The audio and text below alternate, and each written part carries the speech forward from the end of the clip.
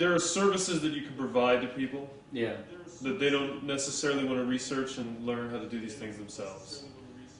You know, I can make $15 off of every artist that I copyright their work. Yeah. If I mean, potentially, I've been, but you know, I usually tell the artists that aren't in a position to afford my services how to do it for free themselves, or how to take. So I don't make money. I've never made a dime off of any of the services that I'm trying to. There is one thing I've noticed with video and all this stuff is there's kind of this do-it-yourself ethic going on right now that is great, you know.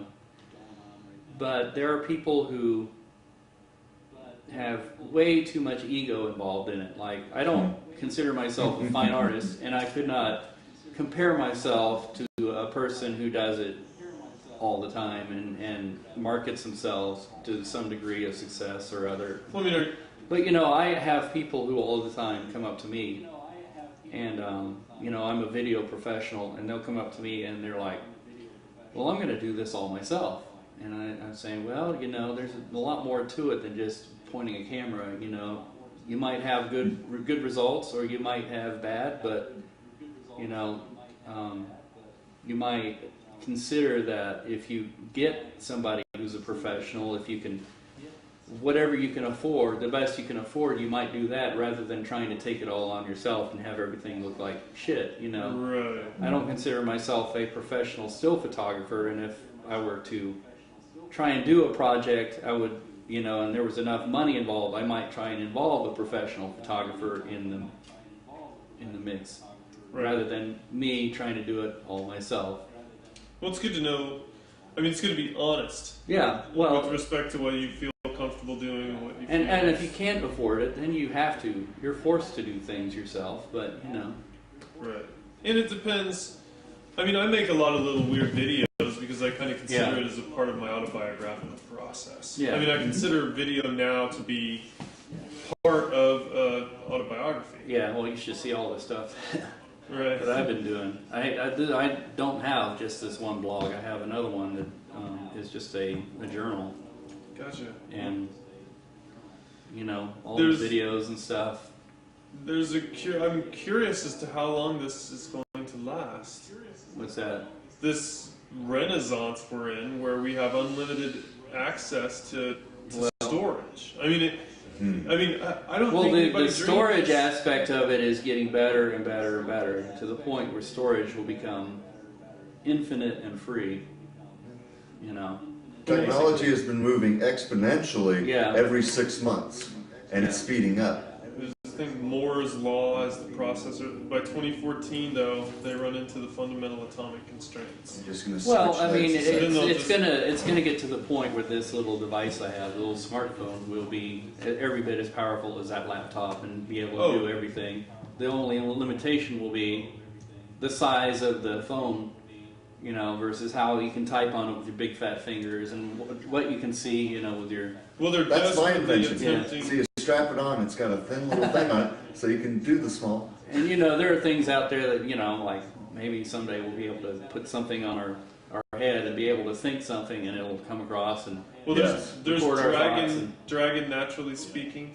What's that? It's a program that converts your spoken word to text. Oh yeah, I've heard of that, and I meant to get that. That's. It won't run on a Mac unless they've got a new version now. Well, I heard it would run on a Mac. Okay, last time I actually what they had was there's an online version of it, and it does everything. You can use your phone, your smartphone, and get online speaking to your phone, and it goes to external storage and pretty much does everything that the paid program you download on your computer will do. Okay. Crazy. I've heard of that, Dragon. Yeah. It was an Apple guy at Micro Center was telling me about that. Yep, Dragon Naturally Speaking. And so a friend of mine, Charlie, who you met, he had his fingers are kind of slow, and so he doesn't like to type. So he got that program, and it has some sort of voice recognition. Nice. You have to go through a process where it learns your voice. You have to say several words, and it learns your inflection a little bit, and you have to say some sentences. And it's a somewhat involved process. But then what I wanted to do with that is get it for the reporters I work with, so they can log their sound bites and it'll type it out for them, and then all I have to do is put time codes in and find it where it's at on the. The thing about it is that it's not, unless it's become more advanced. It's been a couple years since I've seen the last iteration of it, but you had to speak like this. Each word, normally in our ordinary speech, I'm not separating the words, right? It's a constant stream. Yeah, you know, if you could get it somewhat close and then clean it up later too, you know. Yeah. I was told that it actually does work pretty well. Okay, well, that every year they're improving it. Oh yeah. Yes, and how's that? But I mean, it's just like this. It has, oh, I don't know. it has push to talk and stuff. It doesn't work that well. I mean, I do the push to talk to message my wife and I like to say I'm here, I'm queer, get used to it. And you all right? Yeah, I just hurt my knee. You bonked.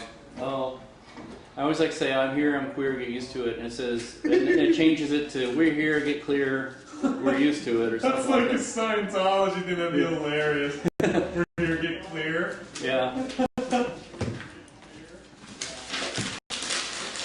Nobody's chatting. Nobody's watching us, you assholes. On the corner, for the purpose you're using now, or was it specific stuff? What? There was a stack and it was like a This poor kitty is Jessica's resume? Yes. No, it's just what? It's just for starting. This fire. poor kitty is looking for a place to warm up. Right. She wants me to start a fire as well. You think? Well, you might have enough, but Oh yeah. here it is if you need more. Because the dogs were starting to rumple Oh, house. I got you. You went and got yourself all knocked up again, didn't you?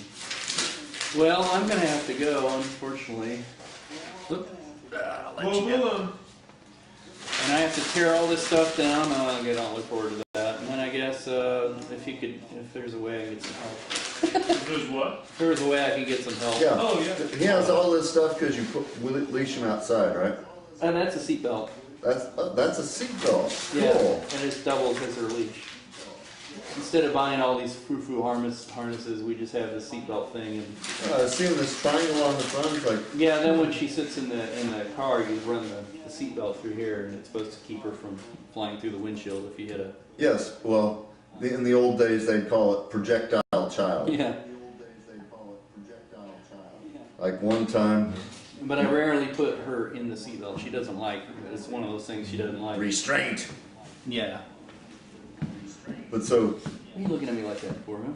My grandmother was almost home, and she got pulled over by a police car. Mm-hmm. And he comes up to the window, and he looks at her, and there's like, 4 or 5 grandchildren rustling around and making noise and almost fighting, doing all this stuff. And he comes up here, do you know that you were speeding? And she goes straight to him, yeah, what would you do? Oh, lady, go on. Well, The pre-seatbelt era. Yeah, I remember when kids were allowed to roam free and sit on people's laps, and now we have to have every kid under 5 in a child seat and stuff, and it blows my mind when you go to the Philippines. You see these kids standing up on the front seat, looking out the window, and motorcycle goes down the street, and there's like 5 people on it. One's an infant sitting in the front, holding on the handlebars. I got pictures of it. It's hilarious. Yeah, there's a different sense of. We don't necessarily want our government to do everything for us, right? Right. Do we need to have it so that we can't take risks? Like that it's illegal to live in a way that's risk-taking? Yeah. No, I know a kid who's only 5 doesn't have the option to inform his parents how dangerous it is for him to be standing there like that. Yeah. But it's just, I don't know.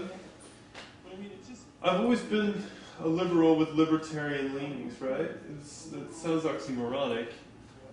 But you're talking about stuff that sounds like the people who formed and made the Constitution of the United States. Yeah, I think a lot of the greater majority rules, wanted to be able to take care of the country, but let the people create. That's how this country was formed. They didn't want to have some arbitrary dictator tell them what to do. I mean, they didn't think that the king system worked anymore. It was, They wanted to make George Washington that, Well, have that position, but he was, the president's president because he said thank you, no, and stepped down at the end of his term. He would not be made into we're that. fortunate that we had. So I'm gonna have to end this. What's the timeline gonna be on this? Just I'm gonna gonna- try and do what I can at home. I've given you pictures. I'm gonna Yeah, take I've got those pictures now, so I'm going to combine them. and I've got GIMP and that and the Mac at home. Well, I think it's going to look really good. Jessica's got the. I'll send you a copy of the press release once we, Oh, okay. we get that totally finalized. I think we're going to try to get that out on Monday. Okay, and then we'll And, just start putting it whatever we can put out as we can, and maybe a work in progress. We may not get it done in time. It's in Do you- progress, do you and it have- will be done and ready when it is. Well, I mean, but we don't have to end it at March the 8th. I mean, we can continue it as a Yeah, I mean, I think what I saw Roger do with Non Orientis, right, was the first year he didn't do a ball per se. He didn't do any of those things. He had a dinner kind of situation, and then the float. The next year he tried to create a party that Which he everybody did. came to, and we're just trying to do a show and the truck with some cameras and. right. Well, I was thinking that as opposed to being, I mean, I don't think it's impossible. Well, basically the truck with that, Right. Yeah. Well, I think if we did something where people could, maybe two things, right? A little like a little tent or something. You know those little tents that you walk in, Yeah. like you can stand up in. Something where there's live streaming occurring, where people can talk to it live. It'd be really, really awesome if we could Well, what I was thinking, show it either with a projector. I think we do have one of those actually at home. I'm not sure, one of those awning things. Yeah. But what I was also thinking is to, instead of the tent, we could do the here in my car idea where people will get into the car and talk. Well, I was just thinking that most of the people that are going to be down there are going to be dressed up outrageously. So it'd be really nice to be able to get them in a full-length shot. You know what I mean? Yeah. It would be cool. Now, how about two things? Like David Ford, Roger, and all these people, they do two things. They have like a shrine and they have like a secret room or something. Like there's always like a secret place. I'm not advocating that. But I'm thinking that there could be a place where people go and they're live streamed online in their outfits. But then people who want to talk about, who want to be interviewed, like the kings and queens of all the crews, anybody can do it, but maybe really try to target those people and spend 5 minutes with them talking about what their perception is of Mardi Gras, where they'd like it to go, where they want Carnival season to go, what they think's relevant for kids. And as to you've see. seen, and if we borrow your internet, your 4G stuff, hook it into the truck and be somewhere close to the truck, and then we can have that. Each person shows up and does that, and then we can put it on YouTube. Right. And it's there waiting for you. Yeah, and then, so what Camera Crew does, or facilitates, isn't so much like, we don't have to be people who dress up in crazy outfits or obfuscate No, who I we like are. the basic black. Yeah, I really like the idea of kind of like Men in Black, like just clean cut, sharp, and it doesn't have to be suit, like maybe that's Well, I something we mean, can talk about. the black polo and Yeah, and the right. black pants, because as a video photographer, that's basically your uniform, because you may be thrown into a more formal setting and you don't want to be wearing t-shirt and shorts, or you may be thrown out in the middle of the boonies and you don't want to be in a tie and a suit. Right. So something in the middle. And as you pointed out, black is not the best color in the summer, but black is, or dark colors are best for for instance, you've seen a band performing on stage and they might have a camera crew there shooting them, and they're all wearing black. Well, the reason is so they can kind of blend into the shadows and not be a distraction on the stage. So the camera crew isn't there to try to dominate through It's the there show. to document. Yeah, It's to be in the background capturing And that's the homage we're trying to get across. And And the that's be a yourself message thing that and all that is good, you know. that's No a one- message I've been trying to get across to people for a long time, is that that